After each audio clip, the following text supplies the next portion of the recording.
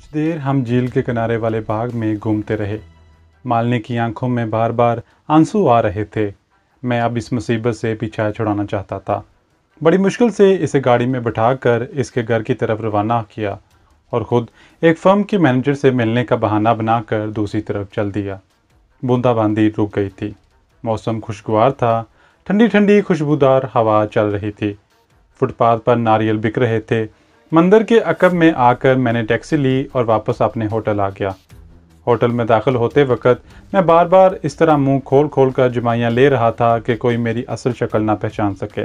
अगले रोज़ एक बड़ी बदकिस्मती की बात हो गई। मैंने जो कुछ किया वो करना नहीं चाहता था, लेकिन अपने मिशन की खातिर मुझे ऐसा करना ही पड़ा। मैं समझता हूँ कि ये मेरी खुशनसीबी थी कि मेरे दिल में ये ख्याल आ गया कि मुझे मालिनी के घर इसके मजाज पुरसी को जाना चाहिए, वरना हालात मेरे ख़िलाफ़ भी हो सकते थे। शाम 5 बजे न जाने क्यों मेरी आंखों के सामने मालिनी का उदास चेहरा घूमने लगा। दिल में ख्याल आया, क्यों ना मालिनी के घर जाकर कॉफ़ी पी जाए, इसका हाल चाल भी पूछ लूँगा। चनाचा मैंने होटल से निकलकर टैक्सी ली और मालिनी की कोठी की तरफ रवाना हो गया। कल की बारिश के बायस मौसम इस रोज़ भी खुशगवार था। मालिनी घर पर नहीं थी। वो नौकर के साथ किसी डॉक्टर के यहाँ गई हुई थी। कोठी में सिर्फ इसका डैडी ही मौजूद था। जब इसने मेरे लिए ड्राइंग रूम का दरवाज़ा खोला तो मुझे अचानक अपने सामने देखकर एक पल के लिए वहीं साकत सा हो गया। मेरी छठी हिस्स बेदार हो गई। ये एक अजीब सी तब्दीली मैंने देखी थी। फिर मुस्कुराते हुए मेरा हाथ थामा और मुझे सोफे तक ले गया। काफ़ी मामूल इसने शाम के वक़्त भी वर्दी पहन रखी थी और लगता था कि वो कहीं जा रहा है। पिस्तौल उसकी पेटी के साथ लटक रहा था। अगर आप कहीं जा रहे हैं तो मैं बाद में आ जाऊंगा। मैं मालिनी से मिलने चला आया था, मैंने कहा। आयर ज़रा सा मुस्कुराया और बोला, अरे मिस्टर तिवारी, तुम बैठो ना। ये तो अच्छा हुआ कि तुम खुद आ गए। मैं तुम्हारी तरफ जाने वाला था। मेरा माथा ठनका। एक मैं इससे पूछता कि वो मेरी तरफ किस खुशी में जा रहा था। वो खुद ही बोला, दरअसल मालिनी की तबीयत ठीक नहीं थी। मैं चाहता था कि तुम्हें इतला कर दूं ताकि तुम उसे डॉक्टर के पास ले जाओ। पहले सोचा फ़ोन कर दूं, फिर ख्याल आया कि इसी बहाने तुम्हारा होटल भी देख लूँगा। साफ लग रहा था कि वो झूठ बोल रहा है। जिस होटल में मेरा क़याम था, ज़ाहिर है वो इसने कई बार देखा होगा। मैं चौकस हो गया और मेरा हाथ जेब में रेंग गया। बेटे, मेरी एक ही बेटी है। मैं इसे हमेशा सुखी देखना चाहता हूँ। कल कहीं ज्योतिषी ने बताया कि इसकी शादी तुम्हारे साथ नहीं हो सकती, बस इसी वक्त से वो बीमार पड़ गई है। वो उदास लहजे में बोला। मेरा जहनी तनाव कुछ होने लगा। शायद वो बात नहीं थी जो मैं समझ बैठा था। आयर को मुझ पर शक नहीं हुआ था। मैंने हाथ जेब से निकाल लिया और इन्हें यकीन दिलाने लगा कि मैं मालिनी से ही शादी करने का इरादा रखता हूँ और इसे हमेशा सुखी रखूँगा। मालिनी की डैडी ने खुश होकर मेरा हाथ थाम लिया और मेरी तरफ एहसानमंद निगाहों से देखते हुए बोला, तुम एक आला हिंदू खानदान से ताल्लुक़ रखते हो, मुझे तुमसे यही उम्मीद थी। फिर एकदम मौजू बदल कर सोफे से उठा और दीवार के साथ लगी छोटी मेज़ की दराज में से एक फ़ाइल निकाल कर ले आया। कल मैं पुरानी फाइलें देख रहा था। इसमें से मालिनी की बचपन की एक तस्वीर मिल गई। ज़रा देखो, वो इस तस्वीर में कितनी मासूम लग रही है। इसने फ़ाइल मेरे हाथों में थमा दी और खुद सोफे पर बैठ गया। मैंने फ़ाइल खोली तो अंदर 2 कागज़ के दरमियान एक चौकोर कागज़ पर पेंसिल से स्केच बना हुआ था। मेरा दिल एकदम जैसे डूब सा गया। ये स्केच अगरचे नामुकम्मल था, मगर वो मेरी शक्ल थी। तुमने अगर इसे पहचाना नहीं तो मैं बता दूं, ये तुम्हारा स्केच है और तुम ही वो पाकिस्तानी जासूस कातिल हो जिसकी हमें तलाश है। मेरे पाँव तले की ज़मीन निकल गई। मैंने नज़रें उठाकर मालिनी के डैडी की तरफ देखा तो दिल धक से रह गया। इसके हाथ में पिस्तौल था जिसका रुख मेरे सीने की जानब था। बाजी उल्ट गई थी। मेरा राज फाश हो चुका था। मैंने फ़ाइल बंद करके घुटनों पर रख ली और गहरा सांस लेकर सर सोफे की पुष्टगाह से टिका दिया। मिस्टर आयर का चेहरा इंतहाई सजीदा और पत्थर की मानंद सख्त हो गया था। मुझे इसी रोज़ तुम पर शक हो गया था, लेकिन ये बात मेरे गुमान में नहीं आ सकती थी कि मेरा होने वाला दामाद पाकिस्तानी कातिल जासूस भी हो सकता है। आज मैं अपने मकतूल ऑफिसर की फ़ाइल देख रहा था कि मुझे इस हुलिये का ख्याल आया। मैंने फ़ौरन कागज़ निकाल कर स्केच बनाना शुरू कर दिया और जब स्केच तैयार हुआ तो कातिल की तस्वीर मेरे सामने थी और वो तुम थे। तुम ज़ेरे हिरासत हो। लेकिन तुम्हें फ़ौज के हवाले करने से पहले मैं तुमसे सिर्फ एक बात पूछूंगा कि तुम्हारा मुसलमान नाम क्या है और भारत में तुम्हारे दूसरे साथी कहाँ कहाँ काम कर रहे हैं। मुझे इसकी बकबक से कोई दिलचस्पी नहीं थी। अगर मेरी किस्मत का फैसला हो गया था तो मैं इसकी किस्मत का भी फैसला कर चुका था। मैं सिर्फ इतनी बात मालूम करना चाहता था कि मेरे बारे में इसके अलावा तो किसी को इल्म नहीं। चनाचा मैंने बज़ाहिर हथियार फेंकते हुए कहा, सर, मैं आपको इस तफ्तीश पर मुबारकबाद देना चाहता हूँ, लेकिन मुझे यकीन नहीं आता कि ये अकेले ही आप ही का कारनामा है। खैर, कोई बात नहीं। आप अकेले ही अगर क्रेडिट लेना चाहते हैं तो मुझे क्या एतराज़ हो सकता है। इसका हाथ पिस्तौल के ट्रिगर पर था। नाल का रुख सीधा मेरे सीने के दरमियान था। कहने लगा, मिस्टर, मैं एक तजर्बाकार पुलिस ऑफिसर हूँ। मैंने आज तक जितने केस हल किए अकेले ही किए। ये कारनामा भी अभी मेरे अकेले का है, लेकिन मैं अभी अपने हेडक्वार्टर फ़ोन करने वाला हूँ ताकि पुलिस की गार्ड आकर तुम्हें गिरफ्तार करके ले जाए। एक बहुत बड़ा बोझ मेरे सर से उतर गया। सिवाय इसके अभी तक किसी को मेरे बारे में इल्म नहीं था। मैं अपना काम मालिनी के वापस आने से पहले पहले ख़त्म कर लेना चाहता था। खुद मेरी ज़िंदगी भी दांव पर लगी हुई थी। मौत मेरे सामने बैठी मुझे गज़बनाक नज़रों से घूर रही थी। सिर्फ जेब में हाथ डालकर जहरीला सिगार निकालना था। अब मेरा कुछ छुपाना बेकार है। आप जीत गए। मेरा नाम कमालदीन है। मैं लाहौर का रहने वाला हूँ और पाकिस्तान से एक ख़ास मिशन पर यहाँ भेजा गया था। वो मिशन क्या है? तेज़ आवाज़ में पूछा।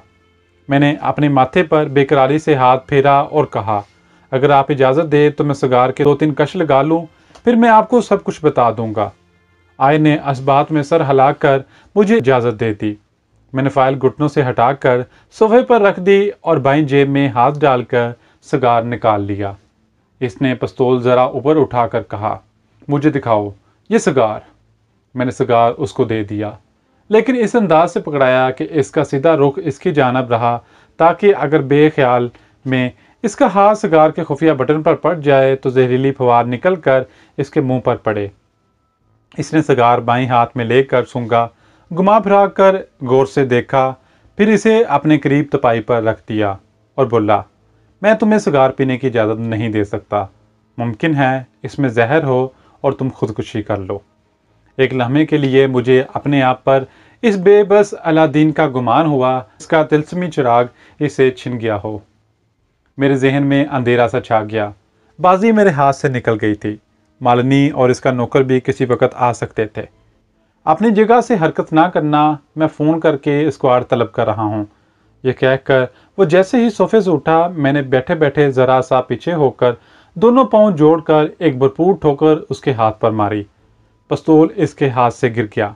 मैंने शेर की तरह जुस्त लगाई और तृष्णापुली के बूढ़े एसपी की गर्दन अपने बाएं बाजू के शिकंजे में जकड़कर इसे पूरी ताकत से एक झटका दिया। यूं लगा जैसे इसकी गर्दन अलग हो गई हो। मैंने आहिस्ता से अपना बाजू खोल दिया। गर्दन अलग नहीं हुई थी, लेकिन कदरे लंबी होकर लटक गई थी। मंके की हड्डी यकीनन कई जगहों से टूट चुकी थी। वो लाश बनकर सोफे पर गिर पड़ा। मैंने अपना कीमती सिगार उठाकर जेब में रख लिया, फिर फाइल में से अपना स्केच नोच कर इसका गोला बनाया और दूसरी जेब में ठूंस लिया। रुमाल निकाल कर सोफे पर जहां मैं बैठा था और तपाई पर से जहां से मैंने सिगार उठाया था और फाइल पर से अपनी उंगलियों के निशान रगड़ रगड़ कर साफ किए और दरवाजे की तरफ बढ़ा ही था कि इतलाई घंटी बजने लगी। मैं उछल पड़ा। दरवाज़ा अंदर से मुकफल था, इसलिए मैं कोठी के किचन की तरफ दौड़ा। किचन की खिड़की जो पीछे खुलती थी, इस पर सलाखें लगी हुई थीं। दरवाजे की घंटी एक बार फिर बजी। खतरा मेरे सर पर मंडला रहा था। मैं इस कोठी के कमरों से वाकिफ नहीं था। मैं बेडरूम में गया। इसकी कोई खिड़की नहीं थी। क्या मुझे मालिनी और उसके नौकर को भी कत्ल करना पड़ेगा? लेकिन इससे पहले मैं वहां से फरार होने की पूरी कोशिश करना चाहता था। दरवाजे की घंटी बार बार बज रही थी। अब मुझे मालिनी की आवाज़ भी सुनाई दी। वो तामिल ज़बान में अपने बाप को आवाज़ें दे रही थी। मैं बेडरूम से निकलकर तीसरे कमरे की तरफ बढ़ा तो मुझे पीछे एक दरवाज़ा दिखाई दिया। मैंने रुमाल हाथ में लेकर इसे खोला। आगे एक और जालीदार दरवाज़ा था। इसे खोला तो सामने कोठी का अकबी बागीचा था। एक ही मिनट बाद मैं कोठियों के बीच वाली छोटी सी कच्ची सड़क पर तेज तेज कदम उठाता चला जा रहा था। ये कोठियों के पिछवाड़े थे और यहाँ जगह जगह कूड़ा क्रिकेट के ड्रम पड़े थे। मैं नारियल के दरख्तों के एक जखीरे में से होता हुआ बड़ी सड़क पर काफ़ी दूर जाकर निकला। फिर पैदल ही अपने होटल की तरफ चलना शुरू कर दिया। एक चौराहा अबूर करने के बाद टैक्सी मिल गई और शुरू रात के अंधेरे में अपने होटल पहुंच गया। मैं चाहता था कि अगर मालिनी मुझे फ़ोन करे तो मैं अपने कमरे में ही मौजूद मिलूं। मैंने कमरे में आकर मुंह हाथ धोया और जेब से मालिनी के अनजहानी बाप का बनाया हुआ स्केच निकाल कर इसे पुर्जे पुर्जे किया और सिंक में बहा दिया। मुझे मालिनी की कॉल का इंतज़ार था और ये भी एहसास था कि बाप की लाश देखकर तो इस पर गम का पहाड़ टूट पड़ेगा। इसे फ़ोन करने का होश कहाँ होगा। 1 घंटे बाद मालिनी का फ़ोन आ गया। इसकी आवाज़ रिंधी हुई थी। इसने सिसकियां भरते हुए कहा, किसी ने इसका डैडी का खून कर दिया है। मुझे जिस तरह की अदाकारी करना चाहिए थी मैंने की और फिर फ़ौरन टैक्सी पकड़कर इसकी कोठी जा पहुंचा। वहां पुलिस की कई गाड़ियां खड़ी थीं। लोगों का हजूम था। चूंकि मेरे पहचान लिए जाने का खतरा था, इसलिए मैं इसी टैक्सी में वापस आ गया और अपने कमरे से आवाज़ बदल कर मालिनी को फ़ोन किया कि मैं विक्टोरिया क्लिनिक से डॉक्टर नागर बोल रहा हूँ।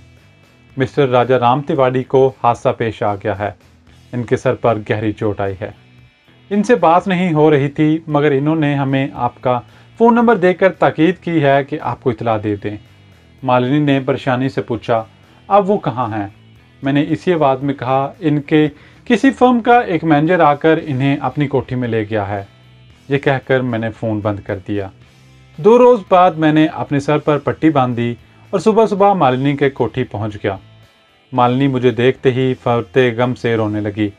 इसकी हिचकियां नहीं थमती थीं। मैं इसे हौसला दे रहा था और इसके बाप के कत्ल पर इंतहाई ताज्जुब और गम का इजहार कर रहा था। जब इसकी हालत ज़रा संभली तो इसने मेरे हादसे के बारे में तशवीश ज़ाहिर करते हुए कहा, मुझे तो तुम्हारा गम भी लग गया था। अब तुम कैसे हो? हादसा कहाँ हुआ था और अब तुम ठीक हो ना? मैंने इसे तसल्ली दी। इस वक्त मालिनी के रिश्तेदार हिंदू औरतें विष्णु भगवान की मूर्ति के आगे बैठी आरती उतार रही थीं। मालिनी ने बताया कि बाप के बाद अब दुनिया में इसका कोई नहीं रहा, सिर्फ एक बड़ी बहन है। मैं अकेली कैसे जिंदा रहूंगी?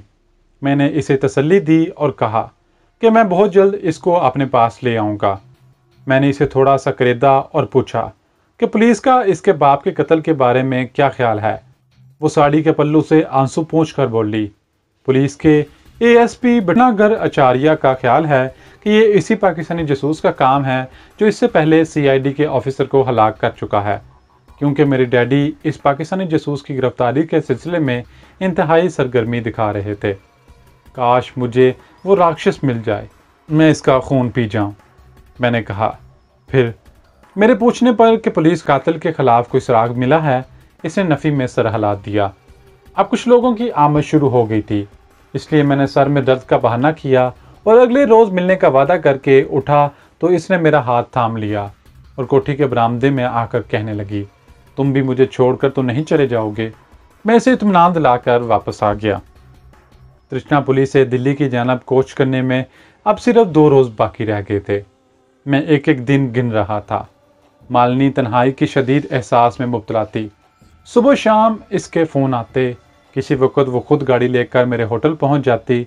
इसका यूं मेरे यहाँ आना मेरे लिए मुसीबत खड़ी कर सकता था, लेकिन मैं इसे रोक भी नहीं सकता था। चनाचा मैं शाम को भी अक्सर होटल से गायब रहने लगा। एक रोज़ शाम होने से कुछ पहले मैं तृष्णापुली के रेलवे स्टेशन की तरफ निकल गया। तृष्णापुली का रेलवे स्टेशन हमारे लाहौर स्टेशन जितना ही है। 6 प्लेटफार्म हैं जिनको पुलों के ज़रिए मिलाया गया है। मैं प्लेटफार्म नंबर 5 पर ठहर रहा था। मद्रास की तरफ से कोई एक्सप्रेस ट्रेन आने वाली थी। प्लेटफार्म पर काफ़ी रौनक थी। मैं सिगरेट सुलगा कर एक खाली बेंच पर बैठ गया और मुसाफिरों को देखने लगा। इतने में एक दरमियाने कद वाला धोती कुर्ता पोश आदमी मेरे करीब आकर बैठ गया। वह बीड़ी पी रहा था और पान चबा रहा था। इसने अंग्रेजी में मुझसे पूछा, गाड़ी लेट तो नहीं है? शायद मुझे मालूम नहीं, मैंने कहा और इसकी तरफ देखा तो जिस्म में खून मुंजमद होता महसूस हुआ। ये वही आदमी था जो सिनेमा घर की लॉबी में इस भारतीय जासूस के पास खड़ा बातें कर रहा था जिसने मुझे गिरफ्तार किया था और जिसको मैं कत्ल कर चुका था। मैंने सिगरेट फेंककर पाँव तले मसला और उठकर प्लेटफार्म के गेट की तरफ चलने लगा। मुझे महसूस हुआ कि वो भी मेरे पीछे पीछे आ रहा है। मैं रेलवे टी स्टॉल के काउंटर पर रुक गया और कॉफ़ी के लिए कहा। फिर नज़रें चुरा कर देखा। कुछ फासले पर एक मिलिट्री पुलिस वाले से बातें कर रहा था। इसने एक बार फिर मेरी तरफ इशारा भी किया था। मैं सूरत हाल से निमटने के लिए पूरी तरह तैयार हो गया। मैंने कॉफ़ी का पहला ही घूंट लिया था कि किसी ने मेरे कंधे पर हाथ रखकर कहा, मिस्टर, तुम गिरफ्तार हो चुके हो। मैंने पलट कर देखा। मिलिट्री पुलिस के सिपाही का एक हाथ मेरे कंधे पर और दूसरा हाथ अपने कमर के साथ बंधे हुए पिस्तौल पर था। वही मनहूस काला आदमी पास खड़ा अपनी जुबान में मिलिट्री पुलिस वाले को खुदा जाने क्या कह रहा था। ये शख्स झूठ बोलता है। मैंने कोई जुर्म नहीं किया। मुझे गिरफ्तार क्यों किया जा रहा है?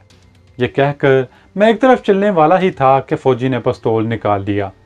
मेरे कदम वहीं रुक गए। फौजी ने सीटी बजाई। दूसरे प्लेटफार्म से इस दो साथी और भी आ गए। इन्होंने मेरे हाथ पीछे बांध दिए और रेलवे स्टेशन से बाहर ले आए। लोगों का हजूम हो गया। वो मुझे और मेरे मुखबर को मिलिट्री जीप में उठाकर वहां से चल पड़े। मैंने रास्ते में मिलिट्री पुलिस वाले से कहा कि मैं मिलिट्री इंटेलिजेंस के एक सीक्रेट मिशन पर हूं, मुझे छोड़ दिया जाए, मगर इसने मुझे सख्ती से खामोश रहने को कहा।